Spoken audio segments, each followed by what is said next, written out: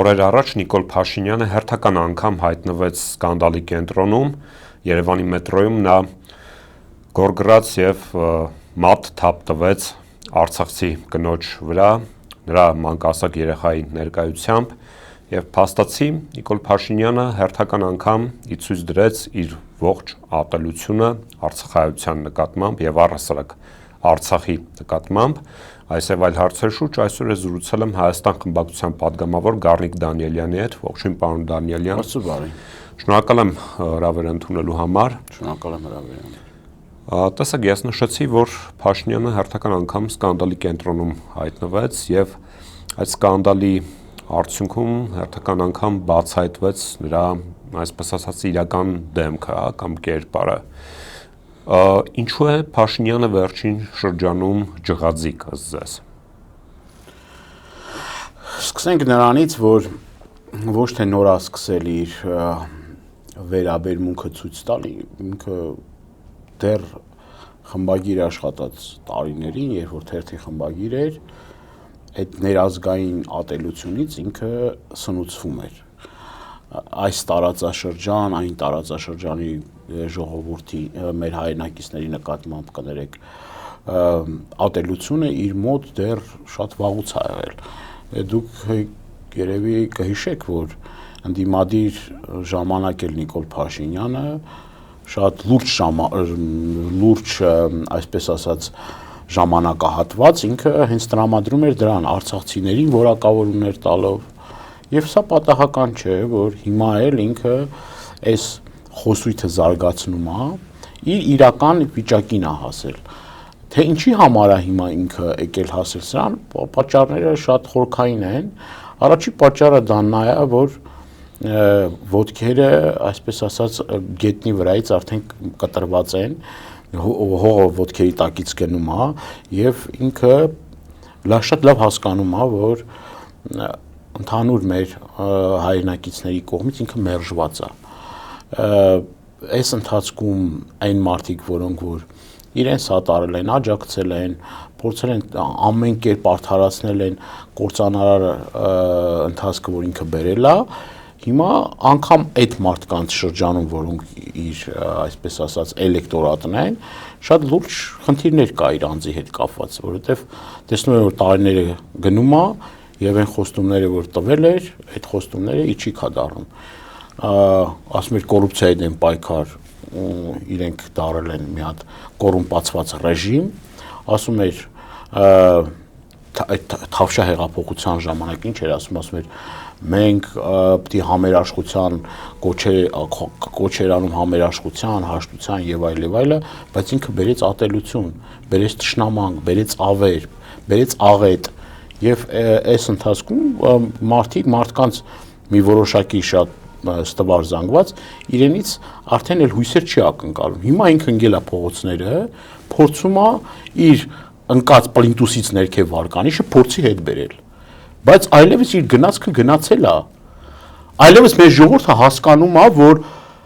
ոչ թե սա ներկայացնում է հայ ժողովրդի շահերը, այլ հիբրիդային պատերազմի շրջանակներում Ալիևի եւ Էրդողանի ներկայացուցիչն է Հայաստանում։ Էլ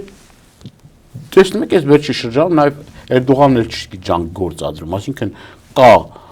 Նիկոլ Փաշինյան եւ իր ռեժիմը, որը որ այն բոլոր նարատիվները, պրոպագանդիստական են թեզերը, որ կան ադրբեջանա-թուրքական, այս մարդը տեղում իրականացնում է։ Եվ մարդիկ հասկանում են, որ եթե 21 թվականին ասում էր Շուշի հադրուտ դեօկուպացիա, ծրագրում կար։ Այո, Շուշի հադրուտ դեօկուպացիա էր ասում, Արցախահայերի իրավունքներից էր խոսում, հիմա ասում փախած թռած արցախցիներին։ Էն էր ում է ասում, մարդու որի հայրը հերոս է։ Մարտական խաչ առաջին աշճանի Մերուժան Մոսյան, լեգենդար դաշտային հրամանատար Մերուժան Մոսյանի աղջկան։ Այսինքն այն իր մեջ էլ թաքուն բան չկա պահելու, էլ չի թաքցնում ինքը, որ այդ պարակտումը մտցնում է, բայց այդտեղ մի հարց կա, մի կարևոր նյուանս կա, էլի, ոչ թե ինքը ոչ միայն ատելություն ունի արցախցի մեր քույր եղբայրների նկատմամբ, ինքը հայ մարդուն է ատում։ Ինքը հայ մարդուն է ատում։ Եվ ինքը սնուցվում է հենց այդ ատելությունից, վամպիրի նման սնուցվում է հենց այդ ատելությունից։ Ատելություն, թշնամանք, ինքը այդ դրա մեջ է, այդ բաժանիր, որ տիրես դրա մեջ, ինքը իրեն կոմֆորտ զոնայի մեջ է զգում։ Եվ շատ բարձ ու ակնհայտ է, ամփոփեմ խոսքս, որ այս մարդը, եթե շարունակի մնալ Հայաստանի Հանրապետության վարչապետ, վաղը այդ ատելության գեներացիան լինելու է ուրիշ տարածաշրջանների, ուրիշ մարզերի, շատ ակնհայտ է։ Եվ կրկնում եմ, երևի թե ընդդիմադիր ուժերը կարող են երևի այլ քարոզարշավել չանեն, որովհետև իր քարոզարշավը հերիք է, որ այն մի փոքր մասն էլ որ կա, որ չի հասկացել դեռ իր էությունը, ինքը շատ լավ, ես ողջունում եմ դա, ինչքան ինքը իր բնույթը ավելի շատ ցույց տա, որ ցույց է տալիս։ Այսինքն իրան ընտրած մարդը, երկրորդ անգամ իրան քվե տված մարդը, գալիս ասում է, աղջկաս մանկապարտեզից հանել են, սկզբից ինչ էր ասում էր, բա ոնց մանկապարտեզի, մենք ինչ կապ ունենք մանկապարտեզի հետ, սենց, ասում էին, բա քեզ փոխկապակցված շրջանակներից են, դուք եք մանկապարտեզից հրահանգ տվել որ անեն, հետո ասում է, ես հրամայում եմ, որ իրենք աշխատանքից ասում է ազատ են։ Այսինքն այս դրվագները այդ մարդկանց հենց իր ընտրազանգվածին, հենց իր ընտրողին, պատկերացնում եք, կամ նույն են դրվագը, որ Արտաշատում կոռուպցիայի դեմ պայքարում է, չէ՞, իբր թե մարդը կոռուպցիայի դեմ պայքարում է։ Հենց որ լսեց Արամ Հովհաննիսյանի անունը, այն մարդու պոշկեքը տեղից հանեց։ Նենց խփեց կողքերին, որ բանը, ես չգիտեմ, էլի երևի ներքին արյունազեղում բան է ստացել։ Այսինքն պարզա, չէ՞, ինչ ձևի է պայքարում կոռուպցիայի դեմ։ Իրանց շրջանակներին սենց լափեն ու լափեն, ուտեն, հարստանան ու հարստանան, ոչ պատիժ կա, ոչ դատ կա, ոչ դատաստան կա, ընդդիմադիրներին գործեր կարեն, գործեր կպցնեն։ Էդ է սրա բանու գործը։ Ու վախի մթնոլորտը փորձեն պահեն։ Շատ լավ, դուք նշեցիք, որ Նիկոլը ատում է հայ մարդուն։ Այո։ Եվ այդ ատելությունը դրսևորվում է ոչ միայն արցախայության նկատմամբ կամ հասարակության տարբեր շերտերի նկատմամբ, այլև դրսևորվում նաև հայ առաքելական եկեղեցու նկատմամբ։ Փաստացի Փաշինյանը արգելեց, որպեսզի վեհապարը մասնակցի վրաց կաթողիկոսի հոգեհանգստի եւ հողարկավորության արարողություններին։ Սա ինչ է նշանակում։ Ատում է ոստիկաններին, ատում է զինվորականներին, ատում է հայրենասերներին, ատում է ճիշտ խոսք ասող մարդկանց։ Դուք գիշեք, չէ՞ Նիկոլ Փաշինյանը ինչ էր անում, ասում էր հոգիս փառավորվում է, որ ոստիկանին տեսնում եմ ոնց են ծեծում ոստիկանին։ Նորմալ մարդը տենց բան կասի, այսինքն արյունալավ ոստիկանին էլ է մեր հայրենակիցը։ Այդ քիչ է սիրտդ փառավորվել։ Կամ ասեցի հայ առաքելական Սուրբ եկեղեցու, չէ՞։ Այդ իր այդ բանդան ինչ էր անում, էջմիածնում։ Մեզ համար համբուրելի եկեղեցու դուռը ուղղակի ես չգիտեմ, էլի ես խոսքեր չեմ գտնում ասելու ոնց էր այդ խաժամուժը, այդ ամբողը եկեղեցու վրա հարձակվել եւ դուռն էր ջարդում։ Ամենակեղտոտ բառապաշարով եւ հիմա այդ մարդիկ իր քարոզարշավի մասնակիցն են։ Այն Դուլգարյան կա, բան կա, եսի միջեր կան, բաներ կան, համայնքեր կա, հա, Սափեյաններն ու եւ այլ էսօններ։ Ինչ են անում այդ մարդիկ։ Բայց ինչի համար են ազատության մեջ այդ մարդիկ։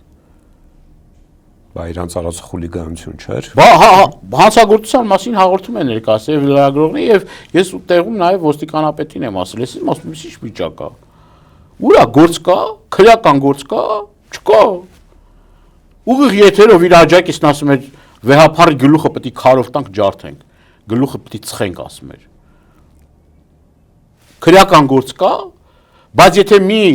արցախցի մի կին հուզական վիճակում ասի, ես ինչ արեցիք, ես ինչ աղետ բերեցիք,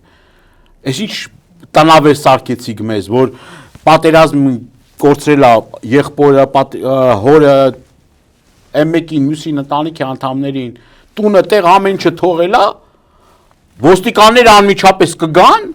տարբեր ստորաբաժանումներ դիմակավորված եւ երեխայի հետ բերման կենթարկեն։ Մանկահասակ երեխայի հետ բերման կենթարկեն։ Ասում ես խաբար եմ, ասում է։ Բայց ցույցում տվող ով է, որ խաբար չես։ Հա կարող է չես ասել, բայց SMS ես գրել, չէ՞։ Այդ իր հայտնի SMS-ները։ Շատ լավ, արդյոք ձեզ Նիկոլը ձախողում է եկեղեցու դեմ պայքարը։ Այս ընթացքում մի պատիվ հայրաքելական Սուրբ եկեղեցու արժանավոր հոգևորականների, արժանապատիվ հոգևորականների, որոնք կանգնեցին եւ պաշտպանեցին եկեղեցին եւ չմիացան այս տիրադավներին եւ այն հավատավոր ժողովրդին, որ պաշտպանեց Մայրաթորը, ինքը տեսավ, որ սա քանի գնա, այս process-ները իրեն օգուտ չեն տալու։ Հակառակ վնաս իրեն են աշխատելու եւ նաեւ տեսավ այդ դիմադրությունը եւ հետ նահանջավ ունեցավ նաեւ այս նախընտրական շրջանում։ Նախընտրական հրադադար։ Այո, նախընտրական հրադադար, դուք ճիշտ ասեցիք, հարաբերական sense անդորի մեջ ենք, բայց ես համոզված եմ, որ Աստված մի արած է իր վերարտադրությունից հետո բնականաբար իր ծրագիրը շարունակելու է։ Ես դրան որևէ կասկած չունեմ։ Եվ ոչ միայն Արշավը հայրաքելական Սուրբ եկեղեցու դեմ, ես նաև համոզված եմ, որ իր վերարտադրությունից հետո այստեղ այն ադրբեջանական ծրագիր կար հայտնի, որ Երևան քաղաքում պետք է մինարետներ կառուցեն, որ պետք է ադրբեջանցիներին բերեն այստեղ բնակեցնեն, այլ էլի ծրագրեր կա, որ Հայաստանի հետ կապված անում է, որ Հայաստանի Հանրապետությունում հայ չմնա, այդ ամբողջ ծրագիրը անելու են։ Ես դրանում ոչ մի կասկած չունեմ։ Ինքը այդ ծրագրի այդ ընթացքի մեջ է, եւ ես ուզում եմ մեր այդ հայրենակիցներին էլի, ես զարմանում եմ, ասի Նիկոլի հետ ամեն ինչ պարզ է։ Իր այդ խմբի հետ ամեն ինչ պարզ է։ Մեր հայրենակիցները ոնց կարան նորից էլի գնան խաբվեն։ Այսքանից հետո ոնց կարան գնան նորից էլի խաբվեն։ Ես չեմ պատկերացնում, թե ինչ դրդապատճառ պետք է լինի, որ մարդը գնա նորից էլի օգնի, որ սա վերարտադրվի։ Վերարտադրվի, որ ինչ անի։ Մնացածն է հանձնի։ Մնացածն է, իհարկե։ Հիմա այդ ծրագի նաև դրա հետ կապված ինքը ինչ ասում էլ, չէ, վերջում էլ հայտարարություն արեց, ասեց, եթե ես ասма չընտրվեմ, ասма այդ տերորիստի բանա էլի, գործելավոճ է էլի, ինքն դու ինչ է բան ես անում, ահաբեկում ես քու սեփական ժողովրդին, ասում որ ես չընտրվեմ պատերազմ ալնելու, սեպտեմբերին, ինքն է սեպտեմբերին, ոնց է էլի բան արել, գծել, չափել, ձևել, որ ասма սեպտեմբերին, ասма որ ես չլեմ, ասma պատերազմ ալնելու։ Նման էր նրան, որ 2018-ին ասում էր կամ ես կլինեմ վարչապետ, կամ Հայաստանը վարչապետ չի ունենա։ Դե հարց եմ ուզում տամ էլի, ես իր այդ ամեն ինչ բարձա, մեր ժողովրդին, մեր հանրությանը, մեզ դիտողներին էլի, այսինքն ինքը պետք է ծմա բանը լինի, թե Իրանից հետո էլ բանը իր ժառանգները կան իշխանության բանը, այդ ոնց է էլի լինում։ Այսինքն ես պետք է անընդհատ իշխեմ, որ իմ գործատուներին, Ալիևին ու Էրդողանին դուր գամ բան անեմ, մնամ ստեղ Հայաստան էլ թիքա կտոր անեմ, շերտ sense տամ։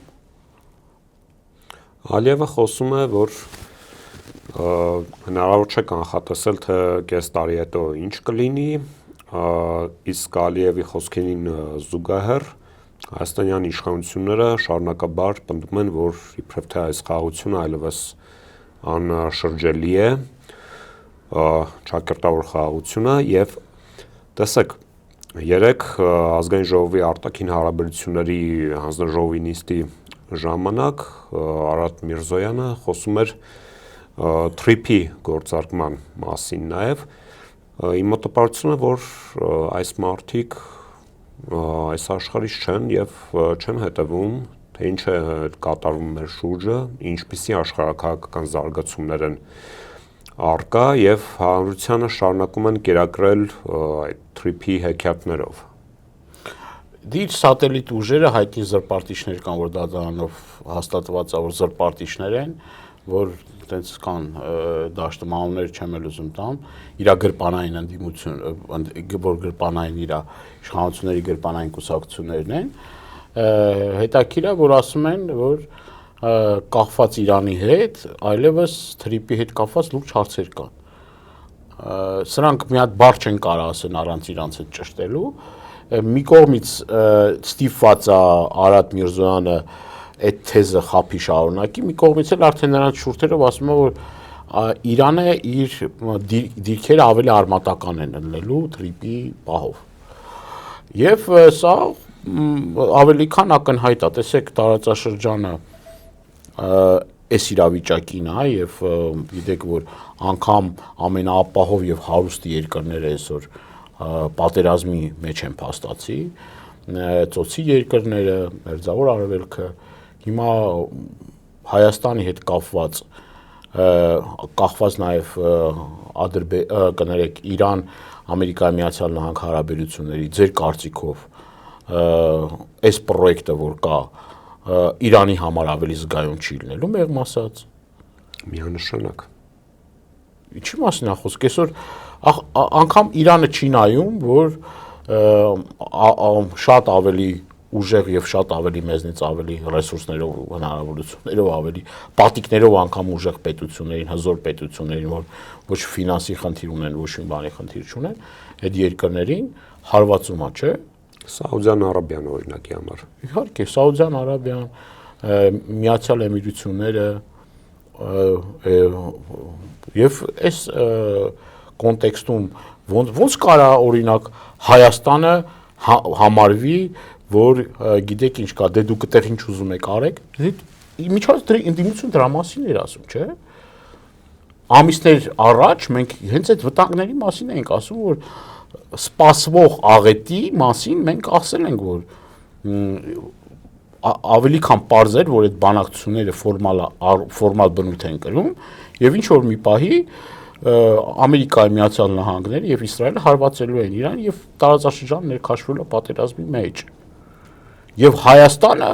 արդեն վառվող ռումբի նման, արդեն այդ տակառի նման, արդեն պայթյունավտանգ իրավիճակ է ստեղծվելու։ Եվ սրա հետ միացնենք նաև Ռուսաստանի Դաշնության հետ հարաբերությունները, ինչքան էլ որ ասենք, նաև այս ամեն ինչի մեջ մենք չենք կարող նաև այդ հանգամանքը հաշվի չառնել։ Նաև Չինաստանի հանգամանքը չեն կարող հաշվի առնել։ Հիմա ինչ է ստացվում, որ նաև Իրանին ոչ փաստացի, բայց աջակցում է նաև Չինաստանը, Ռուսաստանը եւ այս առումով Իրանի թուլացումը ձեռնտու չէ այդ երկրներին, որովհետեւ իրենք հասկանում են, որ դրանից հետո արդեն գալու է նաև անմիջապես իրենց այդ արճակատման պահը։ Ձեռնտու է Թուրքիային։ Այո, ձեռնտու է Թուրքիային, բայց Թուրքիայի հետ կապված էլ այնտեղ խնդիր կա, որ իրենց ձեռնտու չի Իրանի մասնատումը, այսինքն քրդական հատվածի առանձնանալը, որովհետև այնտեղ իրենք էլ ունեն քրդական խնդիր, այդ առումով կարծում եմ բան չի։ Բայց այն որ պան-թուրքական ծրագրի մեջ կա նաև այդ որ նաև Իրանի որոշակի հատվածներ անցնել իրենց վերահսկողության տակ, դա իհարկե կա։ Այսինքն ամփոփեմ խոսքս, ասածս այն է, որ Հայաստանը այս առումով շատ խոցելի է դառնում եւ բավականին լուրջ խնդիրների մեջ է ներքաշվում, հաշվի առնելով նաև այս իշխանությունների վերաբերմունքը հարևան եւ ավանդաբար բարեկամ Իրանի նկատմամբ այս մոտեցումները, չէ՞, այդ պատերազմի ընթացքում պերաշկին բանվոր։ Ինքն էլ իմիջիայլոց հաստատեց դա, ասես մենք նենց չի որ չհասկանալով ենք այդ պերաշկին ուտում, լավ էլ հասկանում ենք, ասում է, որ այդ պերաշկին կուկուրուզը կրծում ենք, լավ էլ հասկանում ենք ինչա կատարվում, ասում մենք ասում է որ արեցինք, ասում է այդ պերաշկի կուկուրուզ շուջուխ օպերացիան, ասում այն ծոցի երկրները տեսան իրանքի գնացին, ասում է բան ռեստորան բան գնացին, ասում դա մեսիջ էր, ասինքն դուք պատկերացնում եք այս սրանց անլրջության աշճանը։ Պարոն Դանիելյան, ունենք իրավիճակ, երբ երկրում առկա է ռեժիմ, որը որ արդեն հասել է այն կետին, մարդկանց կարող է ձերբակալել Facebook-ում գրառումների համար, լայքի համար կամ, չգիտեմ, մեկնաբանություն թողնելու համար, եւ ունենք առջևում ընտրություններ։ Հիմա ձեզ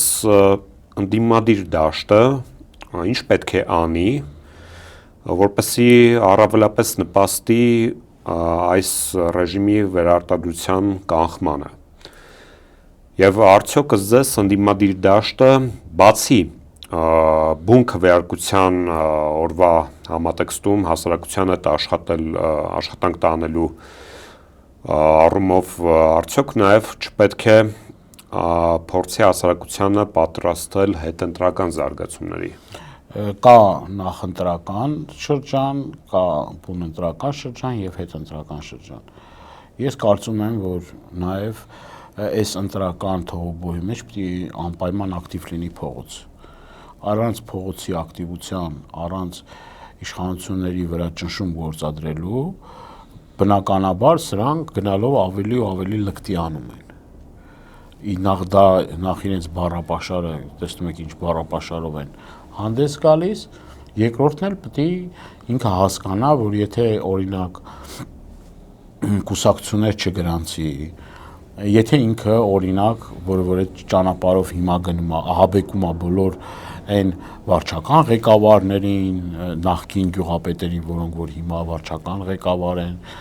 խոշորացված համայնքի ղեկավարներին, այսինքն իրենց վրա այսպես ասած թիվ դնելու, որ վաղը մյուս օրը այսքան քվե չբերեք, ձեզ համար լավ չի լինելու, բան արդեն սկսվում է այդ գործընթացը։ Նաև իր վարչական լծակներն ու ռեսուրսները օգտագործելու։ Հիմա տեսեք գնացել է քարոզարշավի, չէ, ոչ պաշտոնական, բայց քարոզ է անում։ Այս հարցը կլուծեմ, այն հարցը կլուծեմ, այս կանեմ, ինչքան է պետք է, ինչքան է, սա ի՞նչ է։ Ընտրակաշարք չի։ Այսինքն մենք չպետք է հանգիստ նստենք, հետևենք process-ներին, ասենք դե այս մարդը արդար ազնիվ ճանապարհով ես դրան իհարկե չեմ հավատում։ Դրա համար պետք է անդիմադիր ուժերի կոնսոլիդացիա, ակտիվ փողոցով եւ բոլոր օրինական մեթոդներով, բոլոր օրինական եւ սահմանադրությամբ վերապահված հնարավորություններով, որ ընձեռնված են մեր հայրենակիցներին, պետք է կարողանանք ճնշումը գործադրենք եւ դա կնպաստի, որպեսզի կարողանանք արդեն ընտրական, եթե արդեն բանը հասնի, այն գործիքակազմերը, որ կան, այսինքն տարբեր օրակարգեր կա, եթե դա չլինի, արդեն գալով բուն ընտրական process-ներին, ինքը պետք է հասկանա, որ այդ փուլում արդեն եթե որևէ մի ձևով միջամտի ընտրություններին, ինքը չի կարողանալու վերարտադրվի եւ ընդդիմությունը այս հարցում միասնական գործելու անհրաժեշտությունը ունի, միասնական օրակարգ ստեղծելու, այդ process-ները հետևելու, միասնական փողոց ունենալու, այսինքն այս պայքարում միասնականությունը եւ համատեղ գործակցությունը շատ կարեւոր է։ Շնորհակալ եմ հետաքրքիր զրույցի համար։ Իմ հյուրն էր Հայաստան խմբակցության падգամավոր Գառնիկ Դանիելյանը, ձեզ հետ էր Դավիթ Ֆիդանյանը, բաժանորդագրվեք Anti-Fake YouTube ալիքին, շարունակեք աջակցել Anti-Fake-ին ֆինանսապես, Patreon, Super Chat, Donation Alerts, կրիպտոարժույթ, նաև քարտային հաշվի համարներով եւ կհանդիպենք։